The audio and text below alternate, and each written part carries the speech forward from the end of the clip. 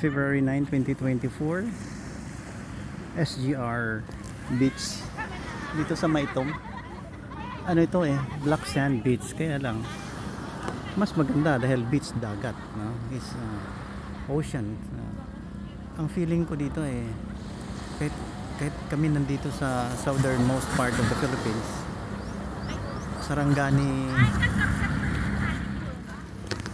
Sarangani Bay ito. Ang daming isda dito, no? Dito white sand, kaya lang doon sa kabila sa Glan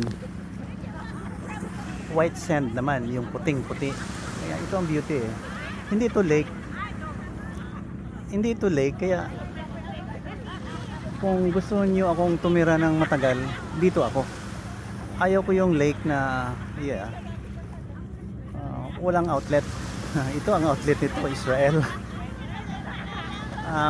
Dadaan ito ng China Sea or sa Pacific hanggang sa Mediterranean. Di ba? Ang ganda ng mundo natin, di ba? Yan. Ang ganda mundo natin. Kaya dito nagkaintindihan din ng mga tao. Just like your place there, peaceful kayo. Basta sinasabi ko kahit walang religion basta wala lang yung patayan.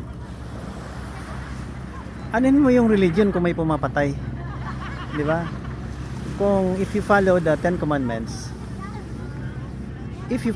because kung hindi yan naisulat, hindi yan naging totoo.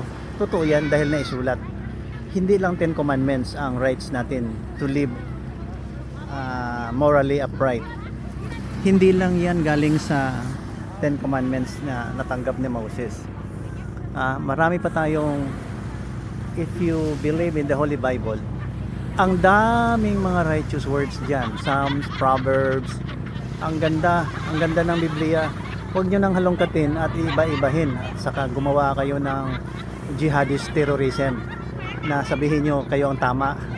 Mali yun sinasabi ko sa inyo kahit na ano pa tayo dito, kung ano pang usapan na madatna natin, hindi maganda yung may ganyang paniwala dahil mali yan. Mali ang ganyang paniwala na mayroon tayong kalaban. Di ba ang batas ng Panginoon is the most important commandments is first, you love God, and second, love your neighbors just like loving yourself. Paano kung hate mo yung Jewish, hate mo yung Christian? Sino ba nag-imbento niyan si prophet ba? Hindi ako maniwala. Iba-iba ang na-receive ni prophet. Iba-iba din ang sinulat ng scholars, biblical scholars or the mga Islamic scholars. Iba-iba. Sa sinabi ko, kahit parang religion magkaisa tayo sa isang puso at damdamin na maging tao, huwag tayo maging animal.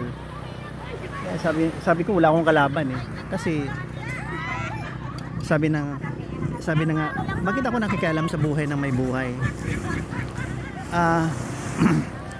Buhay ko to, buhay mo yan, di ba? Kaya lang mas maganda kung magkaintindihan tayo na ang ating dadatnan is yung generation na behaved, generation na humane, makatao, hindi makahayop. Kaya ibahin nyo yung naisulat dyan sa aklat nyo. Tanggalin yung jihadist terrorism na yan dahil ito dito maya palimbang. Marami dyan na kunwari righteous, isa sa mga sumasamba or sanctifying the killing. Hindi lahat, siguro mga 1% lang. Kaya let's make this world a very nice place to stay while we are alive and give this to our generation, pass it on to the future generation na hindi sila nagkainitan, hindi sila nagdadala ng armas. Inaasawa, you get married to your armas yan. Hindi ka malakas pag wala kang armas. Di ba ang Biblia hindi nagaturo ang ganyan tinuturuan tayo sa Bible ng love, compassion, gentleness, mga fruits of the Holy Spirit. Yan ang tinuturo sa Holy Bible, yung magandang ugali, hindi sa napakasamang ugali, di ba? Sana magkaintindihan tayo dito. Alisin lang yon, sir, madam. Alisin lang yon. Para mag-isa na tayo sa mundo. Sa sinasabi ko, wala akong extra power. Wala akong isang rangko na nagsasabi na ako ay isang certain person that has the highest rank or something like superhuman. Ang dala ko po ay dala ko lang discernment. Ang kalain mo naman nag-i-enjoy yung mga tao, inosente, maya pasabugan mo, patayin mo, sisigaw ka pa ng ano dyan, sanctification, you praise your God, diba, pasagan lang ka diya.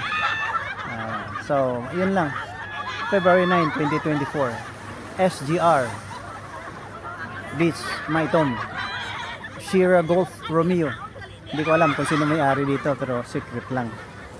Ayan.